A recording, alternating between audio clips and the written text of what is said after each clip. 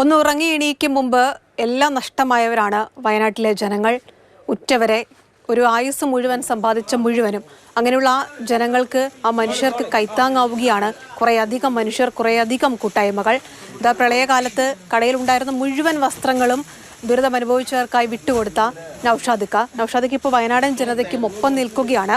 അവർക്ക് വേണ്ട വസ്തുക്കളൊക്കെ അത് അവിടേക്ക് എത്തിച്ചുകൊണ്ടിരിക്കുന്നു. നൗഷാദിക്ക് ആദ്യ സാധനങ്ങൾ അവിടേക്ക് എത്തിച്ചു അല്ലേ? ഇപ്പോൾ വീണ്ടും അടുത്ത ഒന്നുകൂടി പോകാൻ ഒരുങ്ങിയാണ്.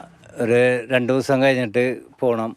അവിടെ എത്തിക്കുമ്പോൾ തിങ്കളാഴ്ച ദുരന്തം നടന്ന അന്ന് രാത്രി ഭക്ഷണ സാധനങ്ങളും ഡ്രസ്സൊക്കെ ആയിട്ട് പോയിട്ടുണ്ടായിരുന്നു.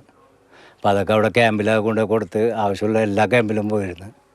സ്കൂളുകളിലാണ് അവിടെ ക്യാമ്പ് ഉണ്ടായിരുന്നത്. അവിടെയൊക്കെ പോയി നമ്മളെ കൊണ്ടാവുന്ന ചെറിയ സഹായം നമ്മൾ ചെയ്തു.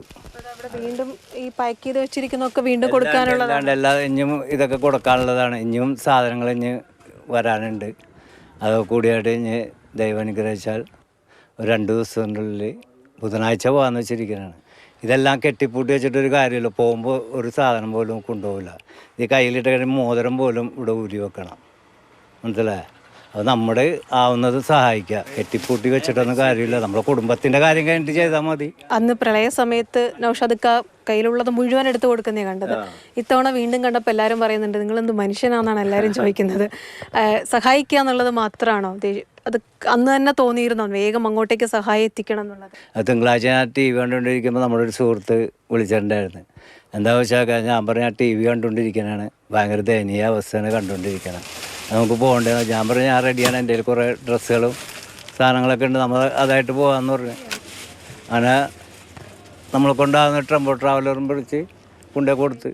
നൗഷാദിക്ക പറഞ്ഞത് ഇങ്ങനെയാണ്, ഒരുപാട് കയ്യിലുണ്ടായിട്ടല്ല, പക്ഷേ കയ്യിലുള്ളതെന്തോ അത് കൊടുക്കാമെന്ന് മാത്രമാണ് ആഗ്രഹിച്ചത്. ഈ കാണുന്നതൊക്കെ ഇനി വയനാട്ടിലേക്ക് കൊണ്ടുപോകാൻ വേണ്ടി കരുതി വെച്ചിരിക്കുന്ന സാധനങ്ങളാണ്. ഇതുമായി ബുധനാഴ്ച പോകുമെന്നാണ് പറയുന്നത്. അപ്പോൾ കയ്യിലുള്ളതെന്തോ അത് കൊടുക്കുക എന്ന ഒരൊറ്റ വാക്കാണ് ഇത് കാണുന്നവരോട് പറയുന്നത്.